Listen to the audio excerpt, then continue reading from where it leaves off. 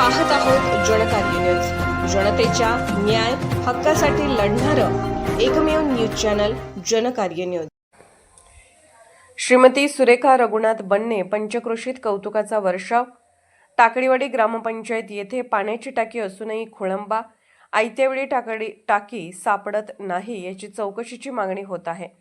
श्रावण महिन्यात श्री रेणुका यल्लमा देवी मंदिर येथे पंचक्रोशीतील तमाम भाविक भक्त ओटीपूजन दर्शनासाठी येतात, म्हणून त्या भाविक भक्तांना पिण्याच्या पाण्याची व ओटीपूजनावेळी सोवळे होण्यासाठी पाण्याची नितांत गरज असते, म्हणून टाकी देवालयाकडे भाड्याने आणण्यात आली होती। अगोदर पावती केली आहे असे सांगण्यात आले व देवालयातून टाकी नेण्यात आली, तर सकाळी भाविक भक्तांना देवीच्या दंडवत काळात पाणी मिळालेले नाही ही गोष्ट लक्षात येताच सैनिक टाकळी गावच्या श्री रेणुका भक्तीन श्रीमती सुरेखा रघुनाथ बन्ने या विद्यामंदिर टाकडीवाडी येथे प्रदीर्घ काळ शिक्षक म्हणून कार्यरत असणारे कैलासवासी गणपती अण्णू बन्ने यांचे स्मरणार्थ पाण्याची टाकी आणण्यासाठी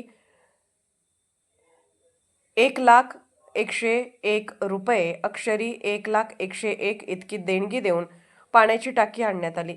देवीच्या कार्यक्रमात ग्रामपंचायतकडून टाकी मिळत नाही तर सामान्य माणसाला मिळेल काय, ग्रामपंचायतीत चालले तरी आहे काय, ही याची एक कर्तव्यदक्ष ग्रामसेवक नंदकुमार निर्मळे यांनी लक्ष घालावे अशी चर्चेला उधाण आले आहे।